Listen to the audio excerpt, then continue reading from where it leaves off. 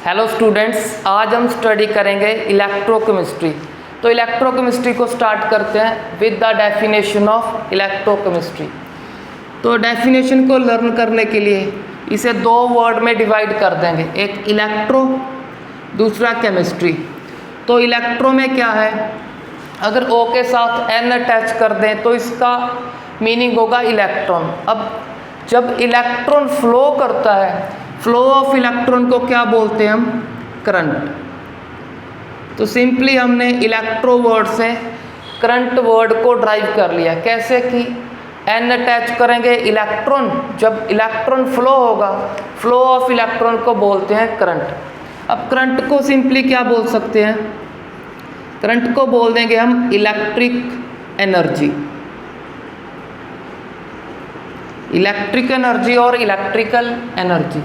तो केमिस्ट्री का मतलब क्या होता है, केमिकल्स। अब केमिस्ट्री का मतलब सिंपल केमिकल्स, और सिंपल आप ये भी बोल सकते हो केमिकल रिएक्शंस। अब केमिकल्स और केमिकल रिएक्शन के पास क्या होता है, तो उनके पास होता है केमिकल एनर्जी। सभी को पता है केमिस्ट्री में तो हम डिफरेंट टाइप केमिकल को लर्न करते हैं। तो केमिकल के पास होता है केमिकल एनर्जी। तो हमने यहाँ पे दो वर्ड ड्राइव कर लिए, एक इलेक्ट्रिक एनर्जी, दूसरा हमारे पास केमिकल एनर्जी। तो इस इलेक्ट्रोकेमिस्ट्री में क्या स्टडी करते हैं, हम स्टडी करते हैं उन प्रोसेस को जिसमें इलेक्ट्रिक एनर्जी को केमिकल एनर्जी में कन्वर्ट करेंगे, या फिर ये भी बोल सकते हो कि इलेक्ट्रिक एनर्जी की हेल्प से केमिकल रिएक्शन करेंगे, क्योंकि केमिकल्स के पास केमिकल एनर्जी होता है और केमिकल ही केमिकल रिएक्शन करते हैं। तो सिंपली कुछ भी बोल लो कि इलेक्ट्रोकेमिस्ट्री में इलेक्ट्रिक एनर्जी को केमिकल एनर्जी में कन्वर्ट करेंगे, या फिर इलेक्ट्रिक एनर्जी की हेल्प से किसी केमिकल रिएक्शन को करेंगे। और क्या कर सकते हैं, और हम सिंपल कर सकते हैं कि केमिकल एनर्जी को इलेक्ट्रिक एनर्जी में कन्वर्ट करेंगे इन इलेक्ट्रोकेमिस्ट्री। अब इस डेफिनेशन को और अच्छे से अंडरस्टैंड करने के लिए हम एग्जांपल लेंगे इन्वर्टर की। तो इन्वर्टर में क्या होता है, एक बैटरी होता है, तो बैटरी की हेल्प से समझेंगे इस डेफिनेशन को। अब सभी स्टूडेंट्स को पता है कि इन्वर्टर का जो बैटरी है उसे चार्ज करने के लिए हम बाहर से क्या अप्लाई करते हैं, करंट अप्लाई करते हैं, उस पर करंट लगाएंगे। तो करंट को बोल देंगे इलेक्ट्रिक एनर्जी। तो इलेक्ट्रिक एनर्जी की हेल्प से इसे चार्ज करेंगे। अब सभी को पता है कि बैटरी खुद अपने आप चार्ज नहीं हो सकता, उसको चार्ज करने के लिए इलेक्ट्रिक एनर्जी अप्लाई करना पड़ेगा। अब यहाँ पे थोड़ा सा ब्रेन यूज़ करो कि जब हम बैटरी पे इलेक्ट्रिक एनर्जी अप्लाई कर देंगे, ये तो सभी को पता है चार्ज होगा, बट चार्ज कैसे हो रहा है, तो वहाँ पे क्या हो रहा है, इस इलेक्ट्रिक एनर्जी की हेल्प से ये इलेक्ट्रिक एनर्जी उसमें स्टोर हो रही है। किसकी फॉर्म में, ये इलेक्ट्रिक एनर्जी स्टोर हो रही है केमिकल एनर्जी की फॉर्म में। तो इलेक्ट्रोकेमिस्ट्री में हमने क्या किया, इलेक्ट्रिक एनर्जी को केमिकल एनर्जी में कन्वर्ट कर लिया। इसका छोटा सा एग्जांपल है बैटरी। अब सभी को पता है बैटरी खुद से चार्ज नहीं होगा, इलेक्ट्रिक एनर्जी जब लगाएंगे फिर ही चार्ज होगा। तो चार्जिंग का प्रोसेस क्या है, खुद नहीं हो सकता, जो इटसेल्फ प्रोसेस हो जाए उसको बोलते हैं स्पॉन्टेनियस। ये तो हमने +1 में भी लर्न कर लिया। अगर प्रोसेस इटसेल्फ हो रहा है तो स्पॉन्टेनियस, अगर अपने आप नहीं हो रहा तो उसको बोलते हैं नॉन स्पॉन्टेनियस।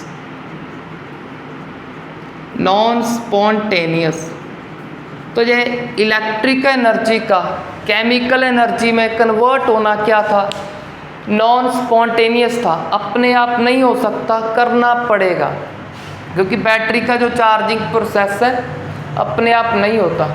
अब सिमिलरली सपोज करते हैं चार्जिंग का प्रोसेस तो स्टडी कर लिया कि चार्जिंग में क्या होता है, इलेक्ट्रिक एनर्जी अप्लाई करते हैं, वो इलेक्ट्रिक एनर्जी इसमें केमिकल एनर्जी की फॉर्म में स्टोर हो जाएगा।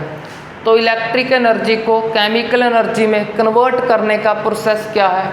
नॉन स्पॉन्टेनियस प्रोसेस है।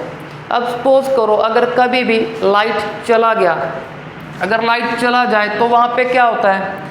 बैटरी अपने आप करंट सेंड करने लगता है। तो बैटरी के पास क्या है? ओनली केमिकल एनर्जी, जो कि हमने चार्जिंग प्रोसेस में स्टोर कर दी थी इसमें, तो उसके पास है केमिकल एनर्जी। जब कभी भी लाइट चला तो केमिकल एनर्जी खुद इलेक्ट्रिक में कन्वर्ट हो जाती है। अब इस इलेक्ट्रिक की हेल्प से ही हम अपने फैंस या फिर ट्यूब्स या घर में जो भी नीड है हमारी इलेक्ट्रिक करंट की, उस नीड को कंप्लीट करते हैं। तो सिंपली लर्न करो कि जब भी कभी लाइट चला जाता है तो उस टाइम क्या होता है? बैटरी के पास केमिकल एनर्जी है, जो केमिकल एनर्जी अपने आप इलेक्ट्रिक में कन्वर्ट हो जाती है। तो केमिकल एनर्जी का इलेक्ट्रिक में कन्वर्ट होना क्या है? स्पॉन्टेनियस है, एक स्पॉन्टेनियस प्रोसेस है। तो यहाँ पे हमारा डेफिनेशन कंप्लीट हो गया इलेक्ट्रोकेमिस्ट्री का। दोबारा से रिवाइज करते हैं फुल डेफिनेशन को। क्या बोलेंगे इसको? कि electrochemistry is the branch of chemistry which deals with conversion of electric energy into chemical energy non spontaneously and chemical energy, and के बाद बोल देंगे and conversion of chemical energy into electric energy spontaneously. तो ये simple सा definition था हमारे electrochemistry का। तो अब मूव करते हैं हमारे नेक्स्ट कंसेप्ट कंडक्टर्स पे। तो अब चेक करते हैं नेक्स्ट कंडक्टर्स। कंडक्टर्स को ही क्यों चेक करते हैं? क्योंकि इलेक्ट्रोकेमिस्ट्री में हमको स्टडी करना है इलेक्ट्रिक करंट को। तो करंट को स्टडी करने के लिए हमें स्टडी करना पड़ेगा कंडक्टर्स को। अब दो टर्म यहाँ पे यूज़ होगी, एक कंडक्टर्स, दूसरे इंसुलेटर्स। अब सभी को पता है कंडक्टर्स क्या होते हैं? Which allow the passage of electric current, जिसके बीच में से क्या करंट पास हो जाए, करंट फ्लो हो जाए, सभी को पता है उनको कंडक्टर्स बोलते हैं। फॉर एग्जाम्पल कुछ भी लिख दो, आयरन, कॉपर, सिल्वर, गोल्ड, कोई भी मेटल लिख दो, वो एग्जाम्पल होगा कंडक्टर्स का। अब इंसुलेटर, जिसमें से करंट नहीं पास होता, सिंपल सा लिख देंगे विच do not allow the passage of electric current, कि जिसके बीच में से कोई करंट नहीं पास होगा, उसको बोल देंगे इंसुलेटर। एग्जाम्पल लिख दो वुड, वैक्स, रबर, प्लास्टिक, कुछ भी लिख सकते हो आप। तो चलो ये तो सिंपल सा कंसेप्ट था कंडक्टर्स एंड इंसुलेटर का। अब चेक करते हैं टाइप्स ऑफ कंडक्टर। तो इसका टाइप्स चेक करते हैं। तो conductors are mainly of two types. First is metallic conductors. तो इस चैप्टर में मेटेलिक कंडक्टर्स किसको बोला? मेटेलिक कंडक्टर्स बोल रहे हैं सिंपल मेटल्स को। क्यों? क्योंकि सभी को पता है कि मेटल में से करंट क्या कर जाता है? फ्लो। सपोज करो हमारे पास है एक पीस ऑफ आयरन, तो आयरन से सभी को पता है कि करंट फ्लो करेगा। अब आयरन क्या है? मेटल। अब मेटल से करंट पास हो रहा है, तो इसको बोल देंगे मेटेलिक कंडक्टर। सिमिलरली एग्जांपल ले सकते हैं हम सिल्वर, एल्युमिनियम का, सिल्वर का या फिर कॉपर का। कॉपर और एल्युमिनियम के तो हमें पता है कि हम वायर्स बनते हैं, जो कि हमारे घर में बहुत सारी प्लेसेस पे यूज़ किए जाते हैं। तो एल्युमिनियम और कॉपर भी क्या है? मेटल। इन मेटल से करंट पास होता है, तो इनको क्या बोल देंगे? Metallic conductor. अब बात करते हैं कि मेटेलिक कंडक्टर में से करंट क्यों पास होता है? What is the cause of conduction? तो मेटेलिक कंडक्टर में से करंट पास होता है due to free electrons, due to free electrons. तो मेटल्स के पास बहुत सारे फ्री इलेक्ट्रॉन्स होते हैं, तो इन फ्री इलेक्ट्रॉन्स के कारण इनमें से करंट पास हो जाएगा। कब? जब इसको इलेक्ट्रिक फील्ड मतलब वायर की हेल्प से बाहर से इलेक्ट्रिक फील्ड अप्लाई करेंगे, तो इनमें से करंट पास होगा। तो सिंपल सा आंसर हो गया ड्यू टू फ्री इलेक्ट्रॉन। अब फ्री इलेक्ट्रॉन किन को बोल रहे हैं? फ्री इलेक्ट्रॉन बोल रहे हैं वैलेंस शेल के इलेक्ट्रॉन को। वैलेंस शेल में जो भी इलेक्ट्रॉन होते हैं, 1 इलेक्ट्रॉन, 2 इलेक्ट्रॉन या 3 इलेक्ट्रॉन, वैलेंस शेल में जो भी इलेक्ट्रॉन होंगे उनको बोल रहे हैं फ्री इलेक्ट्रॉन। तो इन मेटल के जितनी भी मेटल है, मेटल के वैलेंस शेल में जो इलेक्ट्रॉन होते हैं वो फ्री होते हैं। किसी नॉन मेटल में ये फ्री नहीं होते, मेटल्स में ही वैलेंस शेल के फ्री होते हैं। अगर फ्री हैं तो ईजिली मूव करेंगे, जब मूव करेंगे तो करंट फ्लो होगा इनमें से, करंट फ्लो होने के कारण बोल दिया कंडक्टर। तो अब चेक करते हैं हमारा नेक्स्ट टाइप के कंडक्टर को। नेक्स्ट टाइप के कंडक्टर को चेक करने से पहले इसका एक नेम और है। एक तो मेटेलिक कंडक्टर बोल दिया, करंट पास होता है तो कंडक्टर, मेटेलिक क्यों लगा, सारे के सारे मेटल हैं तो मेटेलिक वर्ड यूज़ कर लिया। अब इसका दूसरा सेकंड नेम है इलेक्ट्रॉनिक कंडक्टर्स। अब इलेक्ट्रॉनिक कंडक्टर्स क्यों बोला? क्योंकि इनमें से करंट क्यों पास हो रहा है? Due to free electrons.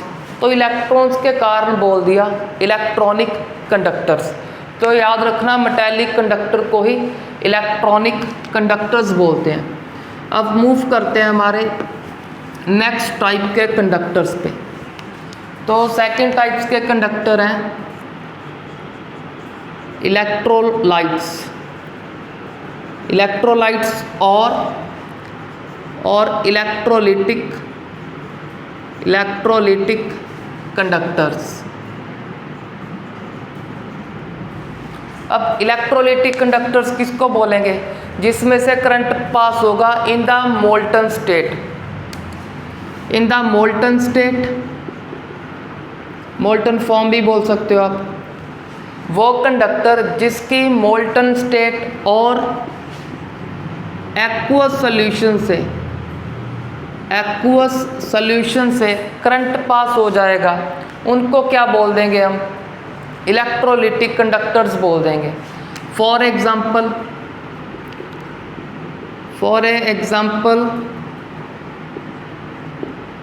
NaCl।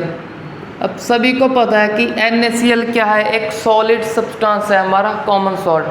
तो सॉलिड NaCl में से कोई करंट पास नहीं होता। तो करंट कब पास होगा? जब NaCl होगा मोल्टन फॉर्म, मतलब मेल्ट करके लिक्विड फॉर्म में आ जाएगा। तो अब सभी को पता है मेल्ट करने के लिए इसको हीट करना पड़ेगा। जब ये मेल्ट हो जाएगा इसमें से करंट पास हो जाएगा। अगर पास हो गया इसको बोल देंगे इलेक्ट्रोलिटिक कंडक्टर्स और इलेक्ट्रोलाइट्स। अब बात है कि मोल्टन स्टेट में से करंट क्यों पास होता है? Due to free ions. क्योंकि जब कोई भी मोल्टन स्टेट में आएगा तो मोल्टन स्टेट में क्या होते हैं? उसके आयंस फ्री होते हैं। तो याद कर लो इलेक्ट्रोलाइट्स में करंट क्यों फ्लो होता है? Due to free ions. तो इस मोल्टन स्टेट और एक्वस सॉल्यूशन में क्या होते हैं?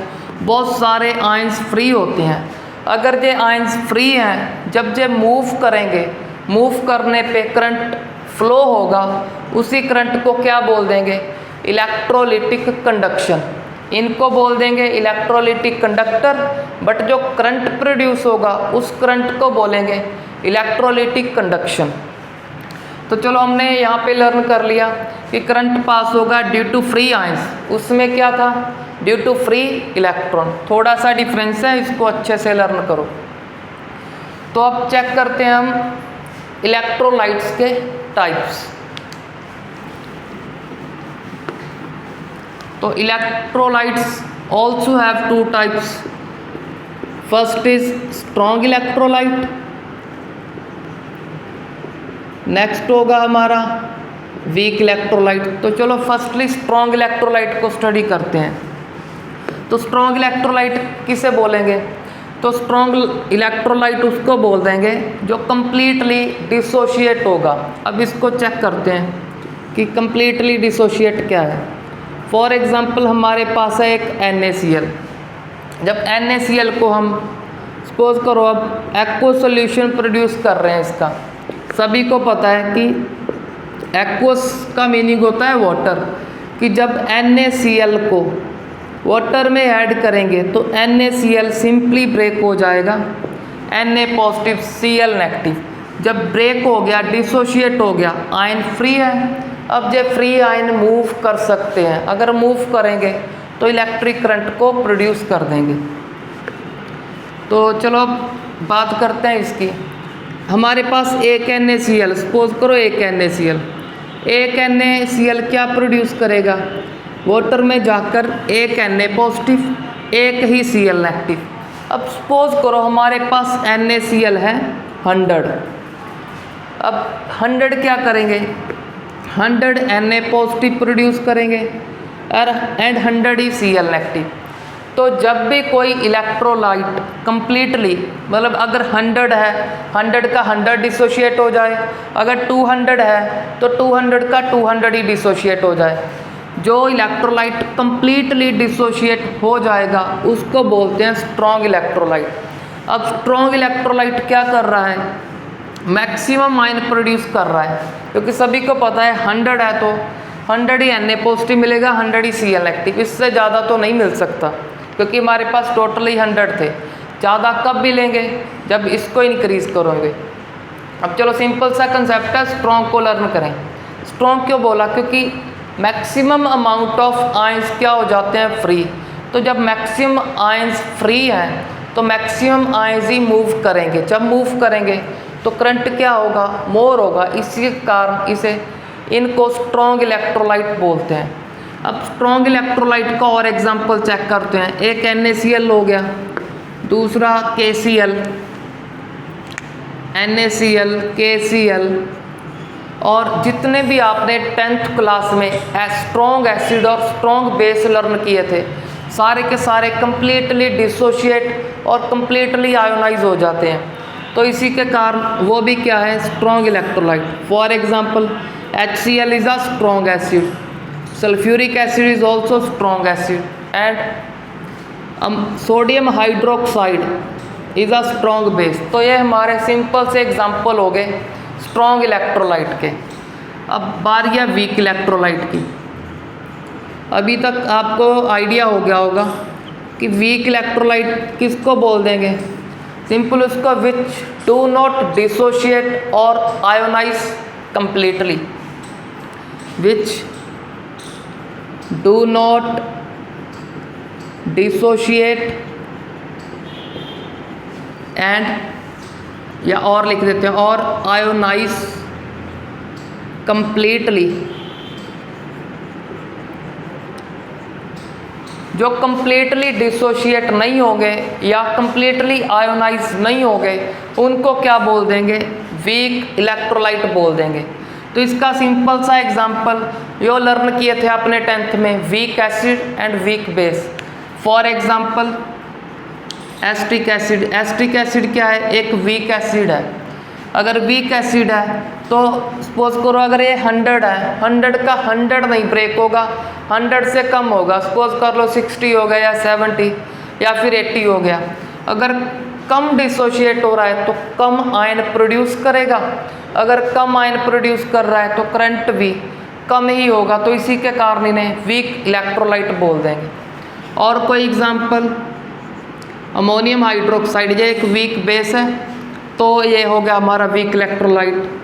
और न्यू लर्न कर लो HCN। HCN is also weak electrolyte and zinc chloride ZnCl2 is also a weak electrolyte.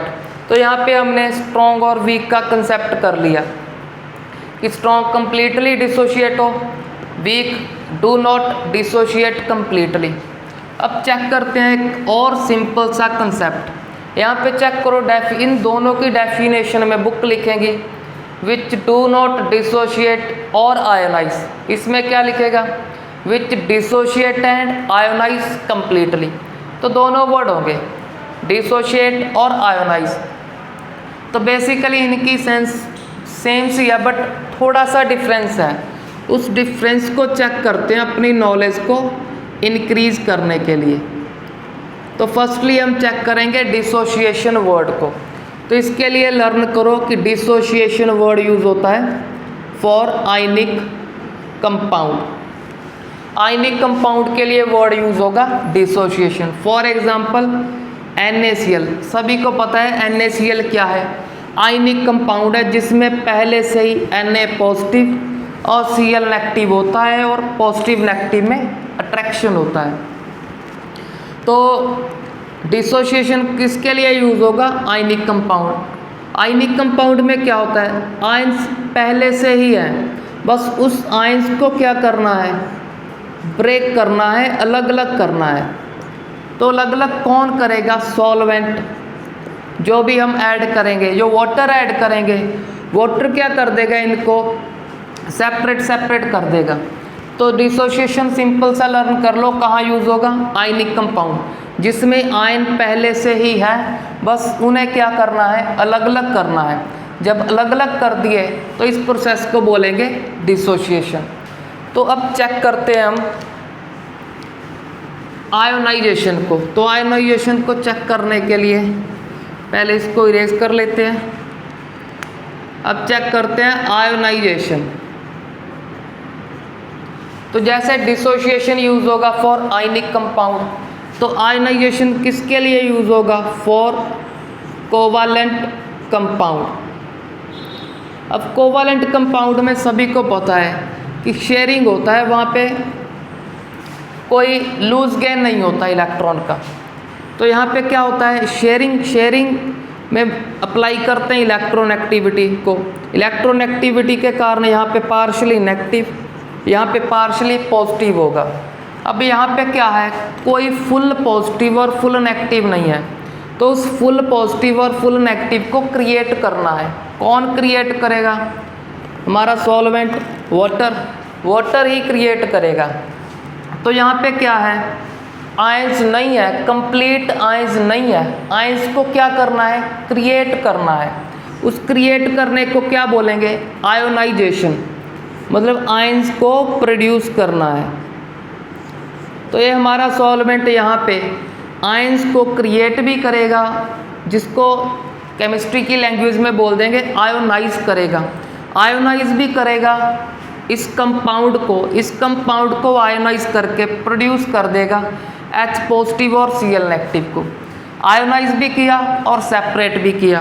अगर आयोनाइज भी कर रहा है, सेपरेट भी कर रहा है, तो उस प्रोसेस के लिए एग्जैक्ट वर्ड है आयोनाइजेशन। अगर आप यहाँ पे बोल रहे हो HCl के लिए डिसोशिएशन, तो वहाँ पे रॉन्ग है। तो ये इसकी एग्जैक्ट नॉलेज है कि डिसोशिएशन आयनिक कंपाउंड के लिए है, आयोनाइजेशन फॉर कोवालेंट कंपाउंड। तो आयनिक कंपाउंड सारे के सारे क्या होते हैं, आयोनाइज्ड होते हैं, उनका आयोनाइजेशन होता है। तो इसको अच्छे से लर्न कर लो अपनी नॉलेज को इंक्रीज करने के लिए। तो अब मूव करते हैं हम नेक्स्ट कंसेप्ट पे। तो नेक्स्ट कंसेप्ट को चेक करने से पहले इसमें कुछ और लर्न करते हैं। दोबारा से आते हैं मेटेलिक कंडक्टर्स पे। मेटेलिक कंडक्टर का एग्जांपल लेते हैं, कॉपर, एल्युमिनियम, कोई भी चेक कर लो। अब सभी को पता है कॉपर एल्युमिनियम के वायर्स हमारे घर में यूज़ होते हैं। अब सोचकर देखो कि जब हमारे घर में सपोज कर लो कॉपर का वायर है, जब कॉपर के वायर्स में डेली करंट क्या पास करते हैं, जब इसमें से करंट पास हो जाता है, क्या कोई वहाँ पे केमिकल चेंज होता है? Chemical change simple chemical reaction बोल सकते हैं आप। अब आपको पता होना चाहिए कि केमिकल चेंज और केमिकल रिएक्शन किसको बोलते हैं, जिसमें कोई न्यू सब्सटेंस फॉर्म होगा। अब चेक करो, इस कॉपर में से जब इलेक्ट्रिक करंट पास होगा, जब इस मेटेलिक कंडक्टर में से करंट पास होगा, क्या कोई केमिकल चेंज होगा? अब सभी को पता है कि वो वायर कॉपर का ही रहेगा, कॉपर से कोई नया सब्सटेंस नहीं प्रोड्यूस होगा, कोई एल्युमिनियम, कोई सोडियम, कोई मैग्नीशियम का फॉर्मेशन नहीं होगा। करंट पास होने के बाद भी क्या रहेगा, वहाँ पे कॉपर ही रहेगा। अगर कॉपर ही रह रहा है तो इसके लिए लर्न कर लो कि मेटेलिक कंडक्टर्स में करंट पास होगा without any chemical change. But हमारे सेकंड इलेक्ट्रोलिटिक कंडक्टर्स में क्या है, करंट पास होगा विद केमिकल चेंज।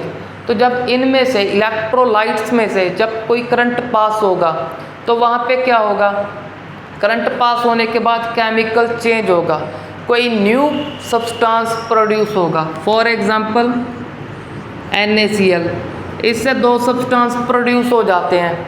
यहाँ पे पता है हमको कि वाटर में क्या होंगे, Na पॉजिटिव आयन है, Cl नेगेटिव।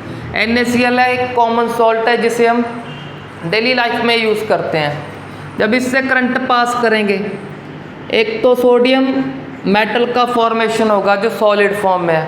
अब सोडियम मेटल को एज इट इज़ हम खाने के लिए नहीं यूज़ कर सकते हमारी डेली लाइफ में, क्योंकि अनदर सब्सटेंस है, केमिकल चेंज हो गया है यहाँ पे। और क्या प्रोड्यूस होगा, एक क्लोरीन गैस प्रोड्यूस होगा। तो यह सिंपली क्या था, हमारे पास सोडियम क्लोराइड कॉमन सॉल्ट क्या प्रोड्यूस कर देगा, sodium metal and chlorine gas को। अब ये कैसे प्रोड्यूस करेगा, चैप्टर में नेक्स्ट वीडियोस में चेक करेंगे। फिलहाल के लिए इतना याद रखो कि इलेक्ट्रोलिटिक कंडक्टर्स में जब करंट पास होगा वो क्या करेगा, एक केमिकल चेंज, एक केमिकल रिएक्शन को करेगा, उसका सिंपल सा मीनिंग न्यू सब्सटेंस प्रोड्यूस करेगा। अब मूव करते हैं हमारे नेक्स्ट कंसेप्ट को। तो नेक्स्ट कंसेप्ट है इस इलेक्ट्रोलाइट से जस्ट रिवर्स है, उसको स्टडी करते हैं। जैसे हमने इलेक्ट्रोलाइट वर्ड स्टडी किया वैसे ही एक वर्ड है नॉन इलेक्ट्रोलाइट। तो नॉन इलेक्ट्रोलाइट के लिए क्या बोलोगे, पहले तो इसका डेफिनेशन याद करो कि इलेक्ट्रोलाइट कौन है, वो है जिसकी मोल्टन स्टेट और एक्वा सॉल्यूशन से करंट पास होता है। अब इसको क्या बोलोगे, वो सब्सटेंस जिसकी मोल्टन स्टेट या फिर एक्वा स्टेट से कोई करंट नहीं पास होगा। Do not pass current in molten state और इन एक्वा सॉल्यूशन। तो उन सब्सटेंस को क्या बोल देंगे, non electrolyte. For example sugar, sugar को आप लिख सकते हो सुक्रोज भी बोल सकते हो, सेम है शुगर और सुक्रोज। ग्लूकोज, अल्कोहल, अल्कोहल का कोई भी एग्जांपल लिख दो। इनमें से क्या, इनकी मोल्टन स्टेट और इनके एक्वा सॉल्यूशन में से कोई करंट पास नहीं होता। अगर नहीं पास होता तो क्या बोल दिया इनको, नॉन इलेक्ट्रोलाइट। भी इलेक्ट्रोलाइट के जैसे नहीं, इनसे करंट पास होगा। अब मूव करते हैं हमारे नेक्स्ट कंसेप्ट। नेक्स्ट कंसेप्ट में हम क्या लर्न करेंगे, हम कुछ फैक्टर्स को लर्न करेंगे जो फैक्टर इस मेटेलिक कंडक्टर की कंडक्टिविटी को अफेक्ट करेंगे। सेकंड, इसके फैक्टर को स्टडी करेंगे। तो फर्स्टली स्टडी करते हैं फैक्टर अफेक्टिंग मेटेलिक कंडक्शन। तो इस फैक्टर को स्टडी करने से पहले एक और कंसेप्ट मुझे याद आ गया, उसको चेक करते हैं।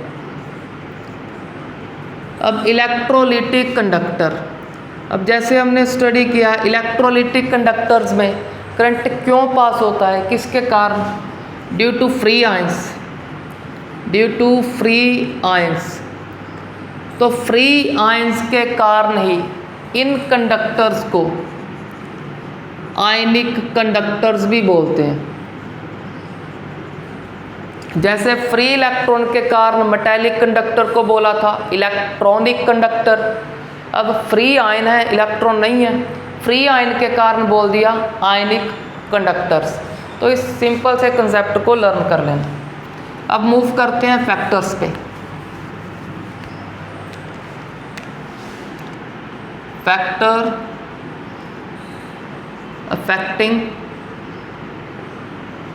Metallic conduction.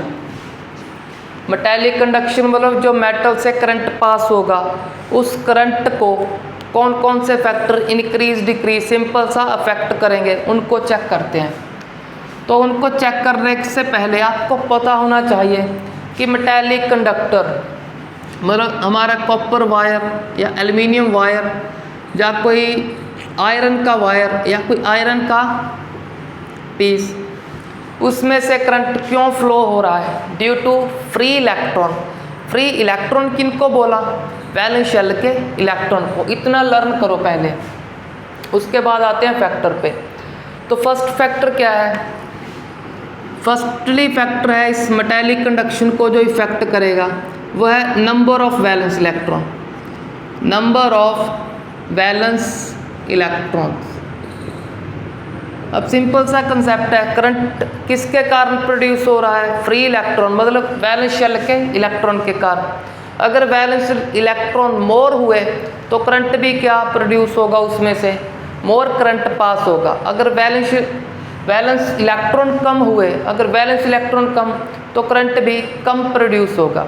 तो यह सिंपल सा फैक्टर था वैलेंस इलेक्ट्रॉन का। अब चेक करते हैं नेक्स्ट फैक्टर। नेक्स्ट है डेंसिटी। तो ये तो लर्न हो गया, अगर वैलेंस इलेक्ट्रॉन मोर तो कंडक्शन भी मोर। किनका कंडक्शन? मेटल्स का। अब चेक करते हैं डेंसिटी। तो डेंसिटी के लिए यहाँ पे दो एग्जांपल लेते हैं। तो डेंसिटी का सभी को पता है, फॉर्मूला होता है मास बाय वॉल्यूम। हम क्या करेंगे, डेंसिटी को अच्छे से स्टडी करने के लिए, कभी भी अगर आपने डेंसिटी का कंसेप्ट अच्छे से स्टडी करना है तो किसी भी एक फैक्टर को कांस्टेंट कर लो, दोनों को चेंज मत करना। कोई भी फैक्टर आप स्टडी नहीं कर सकते। फिर मैंने यहाँ पे वॉल्यूम को फिक्स कर लिया। अब चेक कर लो, वॉल्यूम बोलते हैं स्पेस को। स्पेस आपको दिख रहा है, इसके बीच में कितना है। तो यहाँ पे कोई और मेटल का एग्जांपल लेते हैं। तो अब इसका स्पेस भी क्या है, ऑलमोस्ट सेम है। अगर थोड़ा बहुत डिफरेंस भी है उसको क्या सपोज करना कि हमारे पास वॉल्यूम क्या कर दिया हमने, ऑलमोस्ट यहाँ पे क्या कर दिया, सेम कर दिया। अगर वॉल्यूम सेम है तो अब वॉल्यूम डेंसिटी पे कोई इफेक्ट नहीं करेगा। अब चेक करना है मास को। अब पता है जैसे जैसे मास इंक्रीज होगा डेंसिटी इंक्रीज होगा। अब चेक कर लेना किसका डेंसिटी याद आए। तो इसके लिए और अच्छे से सुनना जो भी मैं बोलूँगा।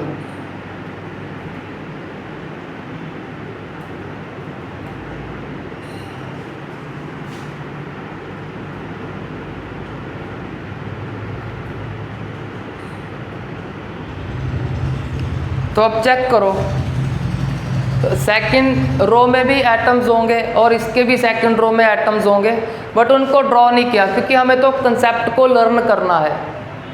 तो कंसेप्ट को लर्न करने के लिए बस एक बार ड्रॉ कर लिया। इसको बोल देंगे हम कोई ए मेटल है, ये कोई दूसरा मेटल होगा। अगर दूसरा होगा इसको बी सी डी कुछ भी बोल सकते हो। तो इसको बोल दिया चलो बी मेटल। यहाँ पे कोई ए मेटल, वहाँ पे कोई बी मेटल। अब दोनों का वॉल्यूम तो कर दिया फिक्स। अब चेक करो, इस वॉल्यूम में मैंने क्या किया, एटम्स को ज़्यादा अमाउंट में लगा दिया। अगर ज़्यादा अमाउंट में एटम है, इसमें देखो ओनली 3 है, कम एटम है। यहाँ पे एटम मोर, उसका डेंसिटी क्या होगा, मोर। क्यों? क्योंकि अगर एटम की काउंटिंग बढ़ा दी, अगर ज़्यादा एटम्स हैं तो मास भी क्या होगा, मोर। अगर मास मोर तो डेंसिटी भी सिंपल सा मोर। तो यहाँ से हमने कर लिया कि इसका डेंसिटी क्या है, हाई। क्यों डेंसिटी हाई बोल दिया? क्योंकि ज़्यादा नंबर ऑफ एटम्स आ गए इस सेम स्पेस में, इसी सेम स्पेस में एटम्स कम है। अगर कम है तो मास वहाँ पे कम हो जाएगा। अगर मास कम हो गया तो डेंसिटी भी कम हो जाएगा। तो इसका डेंसिटी सिंपली हाई बोल रहे हैं, इसका डेंसिटी बोल रहे हैं लो।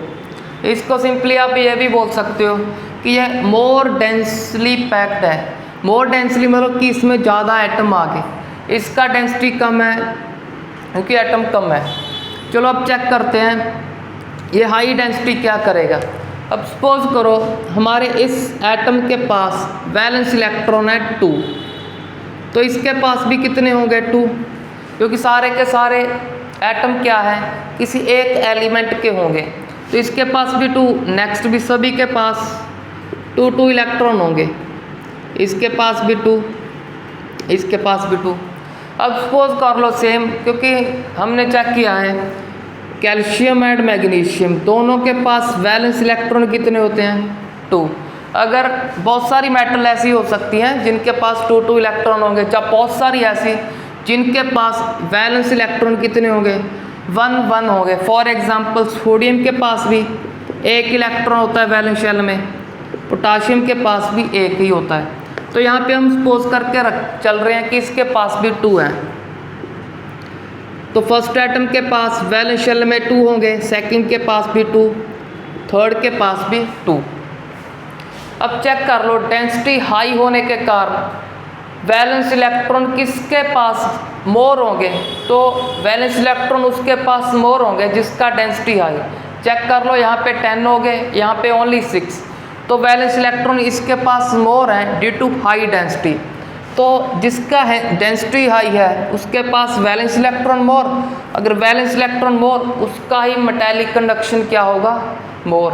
तो सिंपली यहाँ पे हमने डेंसिटी को भी लर्न कर लिया, वो कैसे अफेक्ट करेगा मेटल की कंडक्शन को। अब मूव करते हैं लास्ट फैक्टर पे।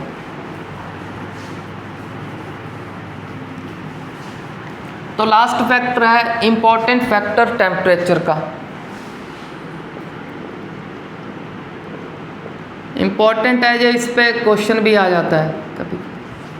तो चलो इसको चेक करते हैं कि टेम्परेचर का क्या इफेक्ट है। तो टेम्परेचर के इफेक्ट को स्टडी करने के लिए सबसे पहले तो हम कंसेप्ट को समझें, फ्री इलेक्ट्रॉन के कंसेप्ट को। अब हमने चेक कर लिया कि मेटल्स में क्या होते हैं, किसी उसकी वायर में, किसी उसके एक टुकड़े में बहुत सारे एटम्स होंगे, बहुत सारे एटम्स के पास अपने अपने वैलेंस इलेक्ट्रॉन होंगे, मतलब अपने अपने फ्री इलेक्ट्रॉन होंगे। उनको फ्री इलेक्ट्रॉन क्यों बोल रहे हैं, तो उनको फ्री इलेक्ट्रॉन का बोलने का कारण क्या, अब उसको चेक कर लो। सपोज करो यहाँ पे फर्स्ट एटम था, फिर सेकंड है, फिर थर्ड है, फिर फोर्थ, फिफ्थ, सिक्स्थ। चलो 6 को ड्रॉ कर लिया हमने अंडरस्टैंड करने के लिए। तो जो इसके पास इलेक्ट्रॉन होंगे उसको फ्री क्यों बोल रहे हैं, क्योंकि वो इलेक्ट्रॉन इसके अंदर अंदर नहीं रहेंगे, इस पूरे पीस में, इस पूरे टुकड़े में कहीं भी घूम सकते हैं। फॉर एग्जांपल यहाँ चला गया या इसका इधर चल गया, कहीं भी मूव करते रहते हैं रैंडम डायरेक्शंस में। तो कहीं भी मूव करते रहते हैं, इसी के कारण इन्हें क्या बोला, इलेक्ट्रॉन बोला। अब यहाँ पे एक क्वेश्चन और है कि यहाँ पे इलेक्ट्रॉन क्या करते हैं, मूव करते हैं। तो सिंपली बोल सकते हैं इलेक्ट्रॉन फ्लो करते हैं। तो फ्लो ऑफ इलेक्ट्रॉन को बोलते हैं करंट। तो हम जब किसी भी मेटल के पीस को या मेटल के वायर को टच करते हैं तो हमें करंट नहीं फील होता, बट ये कंसेप्ट तो बता रहा है कि इलेक्ट्रॉन फ्लो हो रहा है। अगर फ्लो हो रहा है तो हमें करंट लगना चाहिए, बट यहाँ पे क्या है, जो सभी इलेक्ट्रॉन होंगे वो रैंडम डायरेक्शन में फ्लो कर रहे हैं। कोई इधर फ्लो कर रहा है, कोई इधर, कोई ऊपर, कोई इधर। तो यहाँ पे क्या है, फ्लो ऑफ इलेक्ट्रॉन क्या है, रैंडम है, रैंडम फ्लो है। अगर रैंडम फ्लो है, रैंडम फ्लो के कारण हमको कोई करंट नहीं लगता। करंट कब लगेगा, जब इलेक्ट्रॉन एक डायरेक्शन में फ्लो करेंगे, या तो राइट पे फ्लो करें या लेफ्ट पे। जब एक डायरेक्शन में फ्लो करेंगे तब हमें करंट लगेगा। अब एक डायरेक्शन कब होगी, जब इसको अप्लाई करेंगे electric field with the help of wire. तो वायर की हेल्प से जब इसको इलेक्ट्रिक फील्ड दे देंगे तो ये सारे फ्री इलेक्ट्रॉन हैं एक डायरेक्शन में मूव करना स्टार्ट कर देंगे, उसके कारण हमें करंट लगेगा। चलो ये तो सिंपल सा फिनोमिना हो गया करंट का। अब दोबारा से आते हैं फ्री इलेक्ट्रॉन, मतलब कहीं भी मूव कर रहे हैं। अगर कहीं भी मूव कर रहे हैं, सपोज करो इससे इसका इलेक्ट्रॉन बाहर चला गया मूव करने। जब इलेक्ट्रॉन बाहर मूव करने चला जाएगा तो इस एटम के ऊपर कौन सा चार्ज आएगा, पॉजिटिव। सभी को पता है अगर इलेक्ट्रॉन बाहर चला गया तो पॉजिटिव आ जाएगा।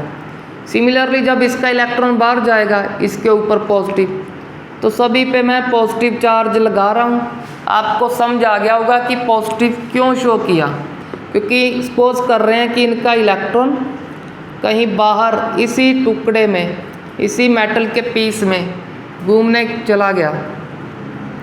अब जो मेटल के आयंस बचे जिनके ऊपर आ गया पॉजिटिव, इन आयंस के लिए एक स्पेशल वर्ड है, इनको बोलते हैं कर्नल्स। इन सभी पॉजिटिव को बोला जाता है कर्नल्स। तो अब सपोज करो कि इलेक्ट्रिक फील्ड अप्लाई किया हुआ है, इलेक्ट्रिक फील्ड अप्लाई किया हुआ है तो इलेक्ट्रॉन फ्लो कर रहे हैं यहाँ से। तो इस फ्लो ऑफ इलेक्ट्रॉन को ही क्या बोलेंगे, करंट। अब हमारे इस फैक्टर पे आते हैं, टेम्परेचर, कि टेम्परेचर कैसे अफेक्ट करेगा इसकी कंडक्शन को। जब हम टेम्परेचर इंक्रीज़ करते हैं, टेम्परेचर इंक्रीज़ करने से इसमें क्या प्रॉब्लम क्रिएट होगा। टेम्परेचर इंक्रीज़ करने से जो कर्नल अपनी पोजीशन पे वाइब्रेट करना स्टार्ट करेंगे। सारे के सारे कर्नल जब टेम्परेचर इंक्रीज़ करेंगे तो बोल देंगे कर्नल स्टार्ट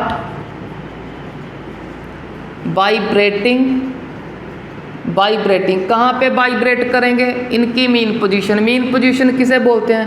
यहाँ पे ये जब रेस्ट पे इसको मीन पोजीशन बोल रहे हैं, क्योंकि इधर आएगा फिर उधर जाएगा तो मीन क्या होगी?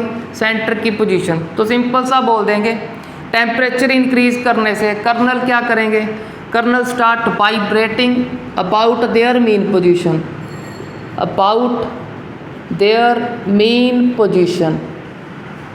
अगर आपने अबाउट देयर मीन पोजीशन नहीं लिखना तो सिंपल इतना लर्न कर लो, जब टेम्परेचर इंक्रीज करेंगे तो कर्नल वाइब्रेट करना स्टार्ट कर देंगे।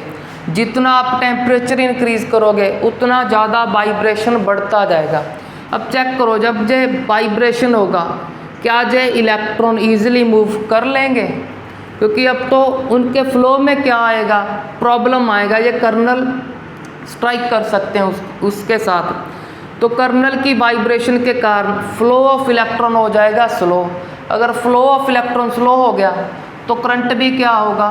कम प्रोड्यूस होगा। तो सिंपल सा यहाँ पे हमने एक क्वेश्चन को लर्न कर लिया कि अगर टेम्परेचर इंक्रीज होगा तो मेटेलिक कंडक्शन क्या होगा? डिक्रीज। क्यों? Because kernel start vibrating about their mean position. तो यहाँ पे हमने सारे के सारे फैक्टर लर्न कर लिए इस मेटेलिक कंडक्शन को जो इफेक्ट करते हैं। एक फैक्टर और स्टडी कर सकते हो, वैसे तो ये मेन 3 है, लास्ट को स्टडी कर सकते हो फैक्टर को इंक्रीज करने के लिए। लास्ट फैक्टर ऑलमोस्ट इन 2 से मैच करता है, उसको क्या बोल देंगे? Nature of metal and structure of metal, structure of metal. तो नेचर में क्या? नेचर में हर अलग अलग मेटल का अलग अलग डेंसिटी होगा, अलग अलग स्ट्रक्चर होगा। तो डेंसिटी कैसे अफेक्ट करता है उसको हमने ऑलरेडी स्टडी कर लिया। तो पॉइंट को इंक्रीज करने के लिए यह भी बोल सकते हो कि मेटल की नेचर के ऊपर डिपेंड करेगा उसका कंडक्शन कि कम होगा या हाई होगा। तो अब मूव करते हैं फैक्टर अफेक्टिंग इलेक्ट्रोलिटिक कंडक्शन पे।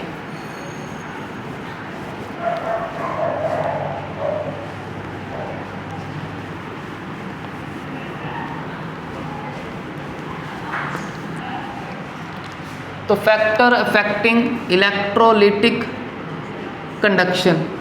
तो इलेक्ट्रोलिटिक कंडक्शन पे फर्स्ट फैक्टर चेक करते हैं। फर्स्ट लिख देते हैं electrolyte, nature of electrolyte. Nature of electrolyte को हमने ऑलरेडी डन कर लिया। इलेक्ट्रोलाइट कितने टाइप के हैं? 2, स्ट्रॉन्ग एंड वीक। अब सभी को पता है स्ट्रॉन्ग क्या करेगा? मोर करंट प्रोड्यूस करेगा, वीक कम। क्यों? क्योंकि वीक में आयंस कम होंगे। तो ये फैक्टर तो हमारा हो गया स्ट्रॉन्ग और वीक के अकॉर्डिंग, पहले ही लर्न कर लिया। अब चेक करते हैं nature of solvent, nature of solvent. तो नेचर ऑफ सॉल्वेंट में क्या है? जो सॉल्वेंट हमारा मोर पोलर होगा, मोर पोलर सॉल्वेंट क्या करेगा? More electrolytic conduction, more current produce करेगा। क्यों? उसका कारण चेक करते हैं। क्योंकि मोर पोलर सॉल्वेंट में क्या होंगे? For example water. वाटर क्या है? सभी को पता है पोलर है। अगर पोलर है, जब भी इसमें कभी इलेक्ट्रोलाइट ऐड करेंगे, सभी को पता है अच्छे से डिज़ोल्व हो जाता है। डिज़ोल्व का मीनिंग अच्छे से कंप्लीटली ब्रेक हो जाएगा। जी अगर कंप्लीटली ब्रेक हो जाएगा तो मोर पोलर सॉल्वेंट क्या कर रहा है? मोर डिसोशिएट कर रहा है। मोर डिसोशिएट कर रहा है किसको? इलेक्ट्रोलाइट को। मोर डिसोशिएट इलेक्ट्रोलाइट। अगर मोर डिसोशिएट कर दिया अब तो क्लियर है मोर आयन प्रोड्यूस करेगा। मोर आयन क्या करेंगे फिर, मोर ही कंडक्शन शो करेंगे। तो हमने सेकंड फैक्टर भी स्टडी कर लिया। अगर सॉल्वेंट है मोर पोलर, उसकी पोलैरिटी मोर है, तो मोर आयन को डिसोशिएट या मोर आयन को आयोनाइज कर सकता है। अगर मोर आयोनाइज कर देगा तो करंट भी मोर होगा ड्यू टू मोर आयंस। तो सिंपल सा यहाँ पे एक फैक्टर था सॉल्वेंट का। अब चेक करते हैं थर्ड फैक्टर। थर्ड फैक्टर है size of ions, size of ions and their solvation, and their solvation. अब size of ions and their solvation, ये कौन सा फैक्टर है? तो सॉल्वेशन वर्ड मेनली फॉर्म हुआ हमारे सॉल्वेंट से, तो सॉल्वेंट के कारण सॉल्वेशन बोल रहे हैं। तो इसको अंडरस्टैंड करने के लिए सिंपल सा है। फॉर एग्जांपल अगर वाटर में सपोज करो किसी क्लॉथ को ऐड किया, क्लॉथ क्या करेगा? वाटर को एब्जॉर्ब करेगा। वाटर को एब्जॉर्ब करने के बाद क्लॉथ क्या हो जाते हैं? हैवी। अब हैवी तो सभी को पता है, जो हैवी है वो क्या करेगा? स्लो मूव करेगा। अगर स्लो मूव करेगा तो करंट की वैल्यू क्या हो जाएगी? कम हो जाएगी। तो इलेक्ट्रोलिटिक कंडक्शन कम हो जाएगा। दोबारा से रिपीट कर रहा हूँ, सॉल्वेशन को कहाँ से समझेंगे? सॉल्वेंट से। सॉल्वेंट का एग्जांपल वाटर। अगर वाटर में सपोज करो कोई भी कपड़ा, कोई भी क्लॉथ ऐड करेंगे, क्लॉथ क्या हो जाते हैं? हैवी। अब सिंपल सा डेली लाइफ से ही चेक करना है कि जो हैवी होता है वो स्लो मूव करता है। ऐसे ही हमारे आयन, जिसने वाटर को ज़्यादा एब्जॉर्ब कर लिया, वो आयंस क्या होगा? मोर हैवी होगा।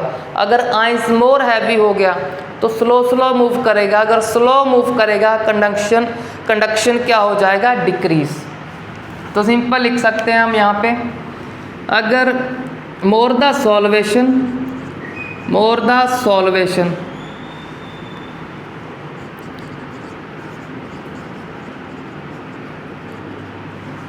More the solvation. अब ये भी बता देते हैं आपको कि सॉल्वेशन कैसे होगा। ये तो वैसे सिंपल सा है। फॉर एग्जांपल यहाँ NaCl ऐड किया, अब इसमें क्या है? Na पॉजिटिव भी होगा और इसमें Cl नेगेटिव भी होगा इसके अंदर। अब जब ये वाटर के अंदर है, सॉल्वेंट के अंदर है, तो आयन सॉल्वेंट को तो एब्जॉर्ब करेगा ही, बट जिस आयंस ने सॉल्वेंट को ज़्यादा एब्जॉर्ब कर लिया वो क्या हो जाएगा? मोर हैवी। मोर हैवी की जगह सिंपल लिख दिया मोर द सॉल्वेशन। इसको अच्छे से लर्न कर लो। अगर सॉल्वेशन मोर हो गया तो हैवी मोर ज़्यादा हैवी हो जाएगा। अगर ज़्यादा हैवी हो गया तो आयंस मूव स्लोली। अगर स्लो मूव कर रहा है तो इलेक्ट्रोलिटिक कंडक्शन क्या होगा? सिंपल सा कंसेप्ट है, इलेक्ट्रोलिटिक कंडक्शन डिक्रीज होगा।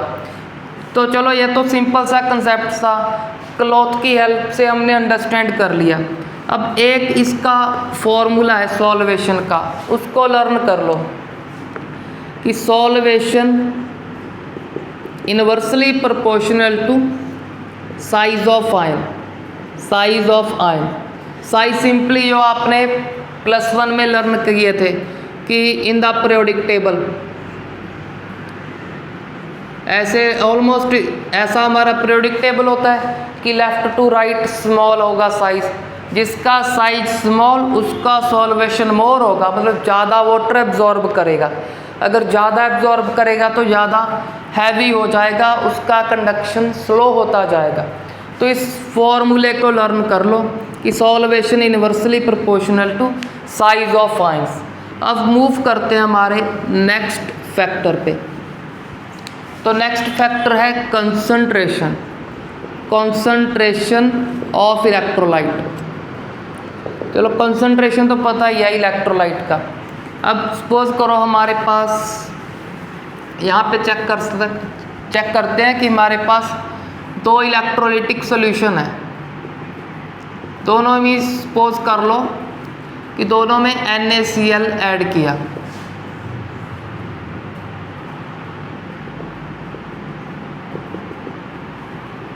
इसमें भी क्या ऐड किया, NaCl। अब क्या करते हैं, एक का कॉन्सेंट्रेशन कर देते हैं हाई कि उसमें NaCl का अमाउंट मोर ऐड कर देंगे, एक में कम ऐड करेंगे। अगर कम ऐड करेंगे तो पॉजिटिव नेगेटिव की क्या हो गए, कम। जो मैं ऐसे सर्कल में लगा रहा हूँ उसको नेगेटिव सपोज कर लेना, इसको सिंपली वाटर। तो इसमें बोल दिया NaCl की अमाउंट क्या है, कंसंट्रेशन है लेस, इसमें बोल देते हैं मोर। अगर कंसंट्रेशन लेस तो पॉजिटिव नेगेटिव भी लेस होंगे। अब इसमें कंसंट्रेशन मोर है तो पॉजिटिव नेगेटिव भी मोर होंगे, तो इसमें ज़्यादा लगा देते हैं। अब चेक कर लो, पॉजिटिव नेगेटिव मोर होने के कारण यहाँ पे क्या हो रहा है, पॉजिटिव और नेगेटिव क्लोज क्लोज हैं। अगर पॉजिटिव नेगेटिव क्लोज क्लोज हैं तो पॉजिटिव नेगेटिव ये क्या करेंगे, इस पॉजिटिव को ये नेगेटिव मूव होने नहीं देगा, क्योंकि सभी को पता है कि पॉजिटिव नेगेटिव क्या करते हैं, अट्रैक्ट। तो इलेक्ट्रोलिटिक कंडक्शन कब प्रोड्यूस होगा, जब आयंस फ्रीली मूव करेंगे। बट यहाँ पे कंसंट्रेशन हाई होने के कारण, कंसंट्रेशन मोर होने के कारण आयंस तो एक दूसरे को अट्रैक्ट कर रहे हैं, फ्रीली मूव होने नहीं देंगे। तो यहाँ पे क्या हो गया, इन आयंस के बीच में इंटर आयनिक अट्रैक्शन हो जाएगा। इंटर आयनिक अट्रैक्शन के कारण ये इजीली फ्लो नहीं कर पाएंगे, मूव नहीं कर पाएंगे। अगर नहीं मूव कर पाएंगे तो क्या हो जाएगा, इनका कंडक्शन डिक्रीज हो जाएगा। अब चेक कर लो, इसमें अमाउंट लेस होने के कारण पॉजिटिव नेगेटिव अब दूर दूर होंगे। अगर दूर दूर होंगे तो ये एक दूसरे को कम डिफ़िकल्टी प्रोड्यूस करेंगे, ईजिली ये मूव कर सकते हैं। पॉजिटिव अपना मूव कर लेगा, नेगेटिव अपना मूव कर लेगा। अगर ईजिली फ्लो करेंगे तो इलेक्ट्रोलिटिक कंडक्शन का वैल्यू भी हाई होगा। तो इसके लिए सिंपल सा लर्न कर लो, if concentration is high then electrolytic conduction is low. अब इस हाई कॉन्सेंट्रेशन को लो कैसे करेंगे, सिंपली हम इसमें डाइल्यूशन कर देंगे। डाइल्यूशन तो आपको पता है कि इसमें एक्स्ट्रा वाटर ऐड कर देंगे।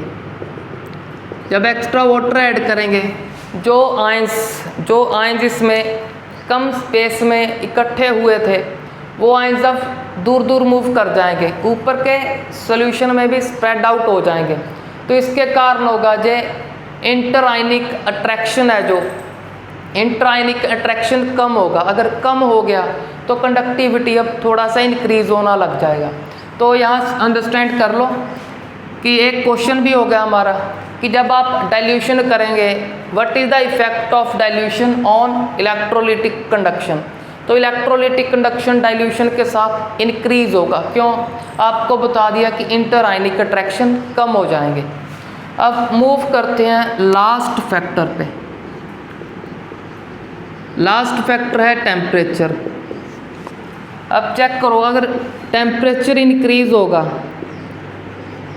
टेम्परेचर इंक्रीज होने पे सभी को पता है काइनेटिक एनर्जी इंक्रीज होता है। काइनेटिक एनर्जी इंक्रीज का मतलब इनका मोशन इंक्रीज होगा।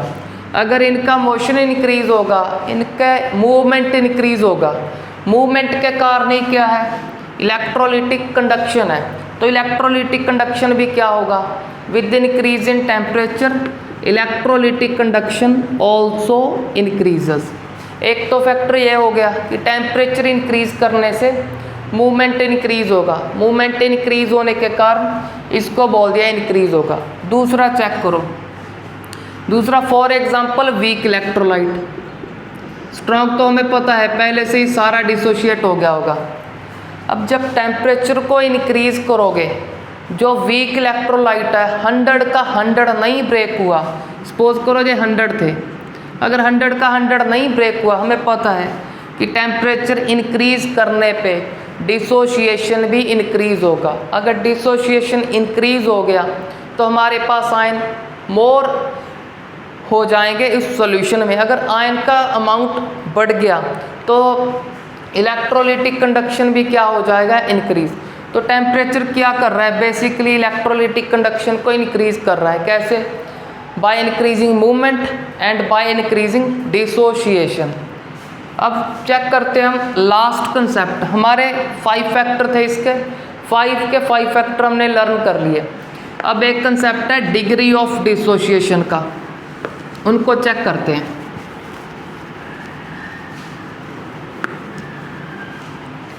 Degree of dissociation, degree of dissociation. अब इस डिग्री ऑफ डिसोशिएशन को आप डिग्री ऑफ आयोनाइजेशन भी बोल सकते हो। कब बोलोगे? जब कोवैलेंट कंपाउंड हुआ। चलो फिलहाल हम डिग्री ऑफ डिसोशिएशन बोल रहे हैं, तो इसको रिप्रेजेंट करते हैं अल्फा के साथ। अगर अब डिग्री ऑफ डिसोशिएशन का फॉर्मूला क्या है? इसका फॉर्मूला है टोटल मोल्स ऊपर आएगा डिसोशिएटेड मोल्स, डिसोशिएटेड मोल्स। ऊपर आपने लिखना है जितने मोल डिसोशिएट हो गए। सपोज करो हमारे पास क्या था, NaCl का 100 मोल था, तो 100 मोल क्या हो गया उसके टोटल, तो टोटल लिख देंगे 100। अब हमें पता है NaCl कम्प्लीटली ब्रेक होगा तो कितने मोल डिसोशिएट हो जाएंगे? 100 के 100। तो डिग्री ऑफ डिसोशिएशन क्या आ गया? 1 आएगा। किसके लिए? For strong electrolyte. तो स्ट्रॉन्ग इलेक्ट्रोलाइट के लिए डिग्री ऑफ डिसोशिएशन होता है ऑलवेज 1। तो अब चेक करते हैं for weak electrolyte. Weak electrolyte किसे बोलेंगे? किसी का एग्जांपल ले लो जो कम्प्लीटली आयोनाइज या कम्प्लीटली डिसोशिएट नहीं होता। अगर सपोज करो जो 100 है, अब 100 के 100 मोल ब्रेक नहीं होंगे, 100 से कम ब्रेक होंगे। कम को 80 सपोज करो, 90 करो, 70, जितना सपोज करना है कर लो। तो हम यहाँ पे चेक कर लेते हैं 80, तो ये आ जाएगा हमारे पास 0.8। तो लर्न कर लो degree of dissociation for weak electrolyte क्या होगा? Always less than 1, always less than 1। तो वीक इलेक्ट्रोलाइट के लिए degree of dissociation less than 1 होता है। अब मूव करते हैं बस लास्ट कंसेप्ट पे। तो इस इलेक्ट्रोकेमिस्ट्री में क्या है, आपको रिडॉक्स रिएक्शन के कंसेप्ट की नीड होगी। तो रिडॉक्स रिएक्शन के कंसेप्ट को रिवाइज करते हैं। तो यहाँ पे चेक करते हैं रिडॉक्स रिएक्शन के कौन कौन से कंसेप्ट थे। पूरे चैप्टर में आपको रिडॉक्स रिएक्शन की नीड है, तो बस लास्ट कंसेप्ट को चेक करते हैं, रिडॉक्स रिएक्शन। अब रिडॉक्स रिएक्शन तो सभी को पता है कि वो रिएक्शन जिसमें RED मतलब रिडक्शन हो। अब फास्ट इसकी रिवीजन करते हैं, अच्छे से कर लेना इसको। बहुत सारे स्टूडेंट्स को तो ये आता होगा। इसका मीनिंग होगा रिडक्शन OX ऑक्सीडेशन। अब इसके लिए लर्न कर लो रिडक्शन किसको बोलते हैं? जो इलेक्ट्रॉन को गेन करेगा उसका रिडक्शन होगा। तो गेन ऑफ इलेक्ट्रॉन को हम +1 में बोलते थे रिडक्शन। ऑक्सीडेशन किसको बोलते थे? Loss of electron. अगर कोई इलेक्ट्रॉन लूज कर रहा है किसी रिएक्शन में तो उसका ऑक्सीडेशन हो रहा है। For example zinc plus copper ion. अब जिंक क्या करेगा? 2 इलेक्ट्रॉन लूज करेगा, तो कॉपर कर लेगा गेन। जिंक ने लूज किया तो जिंक के ऊपर Zn+2। अब चेक कर लो जिंक क्या कर रहा है? जिंक कर रहा है loss of electron, loss of electron. अगर इलेक्ट्रॉन लूज कर रहा है तो ऑक्सीडेशन। अब चेक करो कॉपर, कॉपर क्या कर रहा है? Gain electron. कितने गेन किए? 2, क्योंकि +2 से 0 हो गया। गेन ऑफ इलेक्ट्रॉन को बोल देंगे रिडक्शन। अब सपोज करो अगर कॉपर आयन अकेला होता, इसके पास कोई जिंक ना आता, तो कहीं से जो इलेक्ट्रॉन गेन करता, तो ये कहीं से भी इलेक्ट्रॉन गेन नहीं करता। तो ये इलेक्ट्रॉन गेन क्यों कर रहा है? इसके कारण, क्योंकि ये लूज कर रहा है। अगर लूज कर रहा है तो ये गेन कर लेगा। अब इसको ऐसे सोचो कि इसका रिडक्शन किसके कारण हो रहा है? इस सब्सटेंस के कारण। क्योंकि ये लूज़ कर रहा है। अब ये सब्सटेंस इसका रिडक्शन कर रहा है, तो ये सब्सटेंस को हम क्या बोलेंगे? इसको बोलेंगे रिड्यूसिंग एजेंट। रिड्यूसिंग एजेंट, इसको ऐसे स्टडी करो। तो वैसे भी आपको पता होना चाहिए, एजेंट बोलते हैं काम करने वाले को। अब एजेंट के आगे क्या लिखा है? रिड्यूसिंग। रिड्यूसिंग एजेंट उसको बोलेंगे जो रिडक्शन का काम करेगा, किसी की रिडक्शन करने का। अब इसने किसकी रिडक्शन की? इस कॉपर आयन, कॉपर +2 की रिडक्शन की। रिडक्शन करके उसको चेंज कर दिया कॉपर एटम में। तो ये हमारा जिंक क्या है? एक रिड्यूसिंग एजेंट है। तो रिड्यूसिंग एजेंट को लर्न कर लो कि रिड्यूसिंग एजेंट किसको बोलेंगे? Which reduce other and oxidise itself. तो रिड्यूसिंग एजेंट का सिंपल सा डेफिनेशन हो गया कि जो इलेक्ट्रॉन लूज करता है उसी को रिड्यूसिंग एजेंट बोलते हैं। अब सिमिलरली इसको चेक करेंगे, क्या ये इलेक्ट्रॉन लूज करता अगर अकेला होता? अब ये लूज क्यों कर रहा है? अगर कोई गेन करने आया है तो लूज कर रहा है इलेक्ट्रॉन को, तो इसके कारण ही ये लूज कर रहा है। तो इसके कारण ही इसका क्या हो गया? ऑक्सीडेशन। तो इस सब्सटेंस ने इसका क्या करवा दिया? ऑक्सीडेशन करवा दिया। अगर ये किसी सब्सटेंस का ऑक्सीडेशन कर रहा है तो ये क्या होगा? इस रिएक्शन में एक ऑक्सीडाइजिंग एजेंट होगा। Oxidising agent. अब फिर से मीनिंग अप्लाई करो यहाँ पे। एजेंट काम करने वाले को क्या काम करेगा? जो आगे लिखा है ऑक्सीडाइजिंग, मतलब किसी दूसरे को ऑक्सीडाइज, दूसरे का ऑक्सीडेशन करेगा। तो इसने कर दिया इसका ऑक्सीडेशन। अगर दूसरे का ऑक्सीडेशन कर रहा है, खुद का क्या होगा? चेक कर लो, रिडक्शन। अब सिंपल सी डेफिनेशन, ऑक्सीडाइजिंग एजेंट क्या होता है? जो इलेक्ट्रॉन गेन करता है उसको ऑक्सीडाइजिंग एजेंट बोलेंगे। तो इस रिएक्शन में ऑक्सीडाइजिंग एजेंट है कॉपर आयन। इसको किया ऑक्सीडेशन, जिंक एटम का ऑक्सीडेशन करके जिंक आयन प्रोड्यूस कर दिया। तो यहाँ पे हमने सारे कंसेप्ट लर्न कर लिए, oxidation, reduction, oxidising agent and reducing agent. अब थोड़ा सा रिवाइज करते हैं रूल्स को। Rules to find oxidation state. कि ऑक्सीडेशन स्टेट जिसे सिंपली हम चार्ज बोलते हैं, चार्ज को फाइंड करने के कौन से रूल थे? तो फास्टली कुछ रूल्स को चेक करते हैं। Rules to find oxidation state. तो फर्स्ट रूल तो क्या है? जब भी कोई एलिमेंट या कोई भी सब्सटेंस एलिमेंटल फॉर्म में होगा या प्योर फॉर्म में बोलो, फॉर एग्जांपल सोडियम, ये इसका एलिमेंटल फॉर्म है कि सोडियम के साथ सिर्फ सोडियम एटम ही अटैच हुए, फर्स्ट सोडियम, सेकंड, थर्ड। तब क्या है? एलिमेंटल फॉर्म में ऑक्सीडेशन स्टेट 0 है। फॉर एग्जांपल जिंक लिख दिया तो 0। और हाइड्रोजन का फ्री स्टेट कौन सा होगा? H2। H2 ऑक्सीजन का O2। अब चेक कर लो, ये फ्री स्टेट में है, हाइड्रोजन सिर्फ हाइड्रोजन से अटैच है, ऑक्सीजन ऑक्सीजन से। H2O2 N2 F2 जितने भी इसके जैसे फॉर्मूले होंगे सभी पे कौन सा चार्ज है? 0 चार्ज है, उनकी ऑक्सीडेशन स्टेट 0 है। यहाँ तो चेक कर लो, इसके ऊपर कुछ लिखा ही नहीं, पॉजिटिव नेगेटिव कुछ नहीं लिखा तो बोल दिया 0। अब यहाँ पे एक को चेक कर लो, H एंड H, इस पे भी चार्ज 0, इस पे भी 0। 0 क्यों बोल रहे हैं? क्योंकि चेक करो, इधर भी H इधर भी H, इलेक्ट्रॉन नेगेटिविटी क्या होगा? दोनों का सेम, क्योंकि ये भी हाइड्रोजन ये भी हाइड्रोजन। अब अगर इलेक्ट्रॉन एक्टिविटी सेम है तो इन इलेक्ट्रॉन को क्या करेंगे? इक्वल अट्रैक्ट करेंगे। अगर इक्वल अट्रैक्ट कर रहे हैं तो ना इस पे चार्ज आएगा ना इस पे चार्ज। तो ऐसे सारे O2 Cl2 F2 Br2 सारे सभी के सभी ऊपर क्या है? 0 चार्ज। ये हमारा फर्स्ट रूल था ऑक्सीडेशन स्टेट का। बट यहाँ पे ऐसा बॉन्ड आ गया, एटम अलग अलग है, तो -1 किस पे अरेंज करना?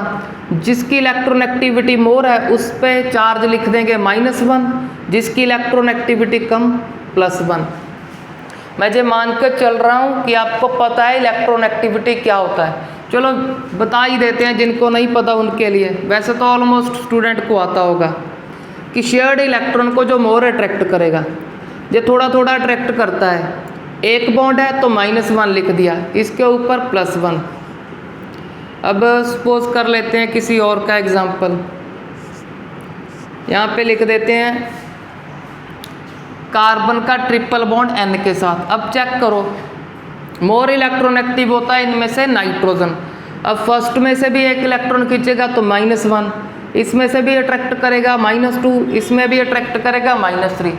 सिंपली क्या करना है, जो मोर इलेक्ट्रॉन एक्टिव है बॉन्ड काउंट करो 3, जो मोर इलेक्ट्रॉन एक्टिव -3, इसके ऊपर +3। तो सिंपल सा ये हमारा सेकंड रूल है। अब मूव करते हैं नेक्स्ट रूल्स पे। नेक्स्ट रूल क्या है, जो ग्रुप फर्स्ट के एलिमेंट हैं, ग्रुप फर्स्ट के हाइड्रोजन को छोड़ के, क्योंकि हाइड्रोजन क्या है, नॉन मेटल है, उसकी बात बाद में करेंगे। हमारे जो बचे lithium, sodium, potassium, rubidium, caesium, francium, जितने भी बचे आप चेक कर लेना। ग्रुप 1 के एलिमेंट जब भी किसी से अटैच हो गए, सिंगल की बात नहीं कर रहे क्योंकि ये भी ग्रुप 1 का है, जब अकेला है तब की बात नहीं, जब किसी से अटैच हुआ। फॉर एग्जांपल NaCl ग्रुप 1 का है, KCl ग्रुप 1 का है ये, या फिर सोडियम ऑक्साइड, सोडियम भी ग्रुप 1 का है। तो इसके लिए रूल क्या है, ग्रुप 1 का एलिमेंट जब भी किसी से अटैच हो गया तो ग्रुप 1 पे ऑलवेज क्या लिखना है आपको, +1, क्योंकि ये इलेक्ट्रोपॉजिटिव है, इसी के कारण प्लस आ रहा है। और ग्रुप 2 जब भी किसी से अटैच हो गया तो इसके ऊपर आएगा +2। तो हमने यहाँ पे 3 रूल कर लिए, एक एलिमेंटल या प्योर फॉर्म का, दूसरा हाई इलेक्ट्रॉन एक्टिविटी और लेस इलेक्ट्रॉन एक्टिविटी का, थर्ड हमारा ये है फोर्थ। ये एक और इरेज कर दिया, उसको भी ऐड कर लेना अपनी नोटबुक में। तो इस सभी में क्या है, ग्रुप 1 पे फर्स्ट होगा, ग्रुप 2 पे सेकंड। अब बात करते हैं हाइड्रोजन की। हाइड्रोजन भी ग्रुप 1 का है, बट इसे अलग डिस्कस कर रहे हैं। अलग क्या, हाइड्रोजन पे क्या आता है, मोस्टली +1, मोस्टली आएगा +1। ज़्यादातर केस में हाइड्रोजन पे +1 ही आता है, बट बहुत ही रेयर केस में -1 आएगा। कब आएगा इसको बता रहा हूँ आपको कि हाइड्रोजन के ऊपर -1 कब आएगा, when attach with metal, attach with metal. जैसे सोडियम से अटैच हो जाए, कैल्शियम, मैग्नीशियम, किसी भी मेटल के साथ अटैच हो गया तो एक हाइड्रोजन के ऊपर -1 आपको सपोज कर रहा है। तो अब बारी है ऑक्सीजन की। अब ऑक्सीजन क्या करता है, जैसे इसको आप मेटल तो चेक कर ही लोगे कि मेटल से अटैच है तो -1, अगर मेटल नहीं हुआ डायरेक्टली आपको +1 सपोज करना है। वैसे भी इसके लिए हिंट दे दिया कि मोस्ट ऑफ द केस में +1 ही होगा, तो आप डायरेक्ट ये भी सपोज कर सकते हो। बट अगर थोड़ा बहुत क्या आपने +1 लर्न कर लिया, आपको मेटल का नॉलेज होगा अब कम्प्लीटली, तो चेक कर लेना जब मेटल हुआ तो -1 होगा इसके ऊपर। अब बारी है ऑक्सीजन की। ऑक्सीजन के लिए 5th रूल चेक करते हैं। Oxygen carry -2 charge. जब चलो इसे रिप्रेजेंट कर देते हैं, जब ऑक्सीजन के ऊपर आएगा -2 चार्ज तो इस ऑक्सीजन को बोलते हैं ऑक्साइड। जब ऑक्सीजन पे आ गया -1 तो उसको बोल देंगे पेरोक्साइड। अब यहाँ पे लिखा है मैंने -2, अब -1 कैसे है उसको चेक करते हैं। चलो यहाँ थोड़ा रिप्रेजेंट कर लेते हैं, -2, -1 और फिर -1/2 में उसको बोल देंगे सुपर ऑक्साइड। अब लास्ट में इसकी बात बाद में करेंगे, पहले इसको चेक कर लें, ऑक्साइड तो क्लियर होगा। तो एक और लर्न कर लो, ऑक्सीजन पे मोस्टली क्या होता है, मोस्टली तो -2 ही आता है। तो जब भी कभी किसी का ऑक्सीडेशन स्टेट फाइंड करना होगा, आप सीधा ऑक्सीजन पे, एक ऑक्सीजन पे -2 को लेट कर सकते हो, क्योंकि मोस्टली यही शो करता है। ये तो बहुत रेयर केस में होता है। चलो अब इसको अंडरस्टैंड करते हैं कि इसके ऊपर -1 कैसे है। तो इसके लिए मैं इस रूल को इरेज कर रहा हूँ। तो जब भी आप कभी पेरोक्साइड वर्ड और पेरोक्साइड लिंकेज सुने, तो पेरोक्साइड सुनने के साथ ही आपके माइंड में आए कि पेरोक्साइड बोलेंगे OO बॉन्ड को या OO लिंकेज को। जब ऑक्सीजन का ऑक्सीजन के साथ ही बॉन्ड है तो इसके ऊपर ऑलवेज -1 आएगा। -1 इसका, -1 इसका। तो ऑक्सीजन कितने हैं? ऑक्सीजन है हमारे पास 2, -1 टोटल -2। तो इस पेरोक्साइड को ऐसे लिख देते हैं। तो अब आपको क्लियर हो गया होगा -1 क्यों है। अब चेक कर लो यहाँ पे -2 क्यों नहीं आया। एग्जाम्पल चेक करते हैं हाइड्रोजन पेरोक्साइड। ये हमारा पेरोक्साइड, ये रहे हाइड्रोजन। अब चेक कर लो यहाँ पे थोड़ा, चलो बड़ा करके बनाते हैं इसे। अब एक यहाँ पे चेक करो, इधर भी ऑक्सीजन इधर भी ऑक्सीजन, तो इस बॉन्ड का जो पार्टिसिपेशन होगा फॉर ऑक्सीडेशन स्टेट वो तो कैंसिल हो जाएगा, दोनों एटम सेम है। अब ये ऑक्सीजन क्या करेगा, इस बॉन्ड से थोड़े थोड़े इलेक्ट्रॉन अट्रैक्ट करेगा। तो यहाँ से -1, इसके ऊपर +1। सिमिलरली यहाँ पे -1, यहाँ पे +1। अब -2 को नहीं क्रिएट कर सकते क्योंकि दोनों ऑक्सीजन के बीच में बॉन्ड है। तो इसी के कारण पेरोक्साइड पे OO सिंगल बॉन्ड होने के कारण सिर्फ -1 ही आ सकता है। अब चेक करते हैं सुपरऑक्साइड। सुपरऑक्साइड के केस में क्या होगा, -1, उसको चेक करते हैं। फॉर एग्जांपल इसका KO2, चलो चेक करते हैं यहाँ पे कितना चार्ज है। अब पोटाशियम को याद करो, कौन सा एलिमेंट है, ग्रुप फर्स्ट का। ग्रुप फर्स्ट जब किसी से अटैच होगा तो कितना चार्ज लेट करना है, +1। अब ऑक्सीजन पे फाइंड करना है, एक पोटाशियम पे 1, एक ऑक्सीजन का जिसको फाइंड करना है लेट कर लो कि एक ऑक्सीजन पे है x, 2 पे कितना होगा 2x, जैसे आपने +1 में किया था। अब ये तो हमने +1 तो लिख लिया था। चेक करो क्या आपको इसके ऊपर कोई चार्ज गिवन किया मैंने, कोई चार्ज नहीं गिवन, तो इक्वल टू क्या लिखोगे, 0। अब इसको कैलकुलेट करो, -1 तो x आ गया हमारे पास -1/2। x क्या था, एक ऑक्सीजन का चार्ज, तो -1/2। तो ये क्या है, बेसिकली पोटाशियम का एक सुपर ऑक्साइड है जिसमें ऑक्सीजन कैरी -1/2 चार्ज। तो अब मूव करते हैं, लास्ट में सिंपल लिख देता हूँ मैं पॉजिटिव चार्ज को, पॉजिटिव चार्ज कि ये नहीं बता रहा कि 1 + 1 आएगा, +2 आएगा या +3। ये आप फॉर्मूला को चेक करके आप खुद गैस कर सकते हो कौन सा चार्ज होगा। तो अब ऑक्सीजन पे पॉजिटिव चार्ज कौन लाएगा, only fluorine, only fluorine. Fluorine ही एक ऐसा एलिमेंट है जो ऑक्सीजन पे पॉजिटिव चार्ज क्रिएट कर सकता है। क्यों, क्योंकि सबसे ज़्यादा इलेक्ट्रोनेगेटिव फ्लोरीन है, आपको पता होगा। उससे कम सेकंड के बाद सेकंड नंबर पे ये आता है। तो जब भी कभी ऑक्सीजन फ्लोरीन से अटैच हो गया, अब इलेक्ट्रोनेगेटिविटी उसका मोर है तो उस पर -1, इस पे +1 आएगा।